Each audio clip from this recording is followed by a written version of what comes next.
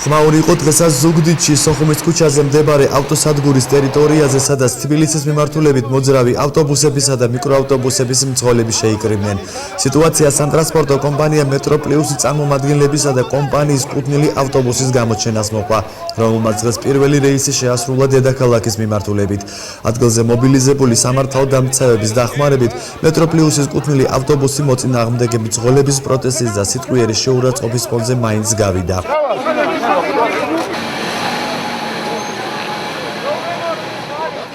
სოხუმის ქუჩაზე მდებარე ავტოსადგურის ტერიტორიაზე მიმდინარე მძღოლების აქციაზე ქალაქ ზუგდიდის მერის კეთილმოწყობის სამსახურის უფროსის გამოჩნდა. რა მიზეზით იმყოფებოდა ნუკლეისარტია აღნიშნულ ტერიტორიაზე, ამაზე მას ჟურნალისტებთან არ უსაუბრია. ავტოსადგურის ტერიტორია მან უკომენტარო დატოვა. კომენტარი არც მერიაში გაკეთებულა იმ მოტივით, რომ არ ერევიან კერძო სუბიექტების დავაში.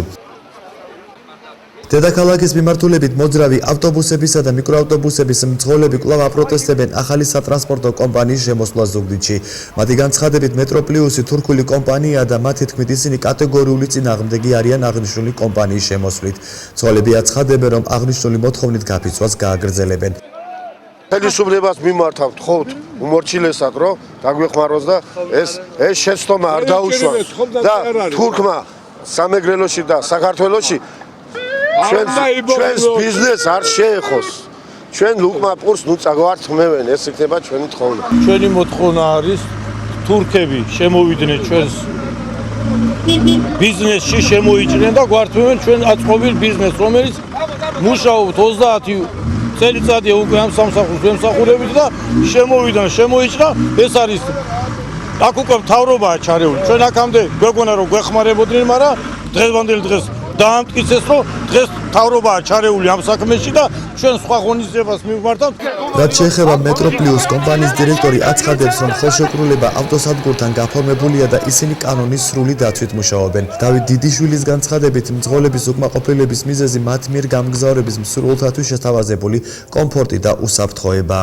ზუგდიდი-თბილისის მარშრუტის მძღოლებმა გადაგვიკეტეს გზა და პოლიციის დახმარებით იქნა ავტობუსი გამოშვებული და პირველი ავტობუსი წავიდა დღეს თბილისის მიმართულებით. დირექტორისგან გვაქვს იჯარის ხელშეკრულება აღებული და არანაირი პრეტენზია არ გვაქვს, სადაც უნდა მიმართონ, იდავონ, პრობლემა არაფერი არ აქვს. ჩვენ საბუთირად ვართ ყველანაირად გამართული. მოგვიანებით გაფიცული მიკროავტობუსებისა და ავტობუსების მძღოლებმა ცენტრალური საგზაო მაგისტრალი პროტესტის ნიშნად გადაკეტეს, თუმცა სამართალდამცავთა ჩარევის შემდეგ გზა გაიხსნა. ცოტა ხნის შემდეგ მათ სამეგრელო ზემოსვანეთის სამხარეო ადმინისტრაციის შენობის წინ დაიწყეს შეკრება გუბერნატორ ლევან შონიასთან შეხვედრის მოთხოვნით. სამეგრელო ზემოსვანეთის გუბერნატორი არა, მაგრამ აქციის მონაწილეებს ქალაქ ზუგდიდის მერი შეხვდა. ირაკლი გოგოხიამ მძღოლებს განუცხადა, რომ კერძო სუბიექტების დავაში მერია ვერ ჩაერევა. ეს პრობლემა გუშინწენ არ დაწყებულა. რამოდენიმე თვეა, 4-5 თვეა, 6 თვეა.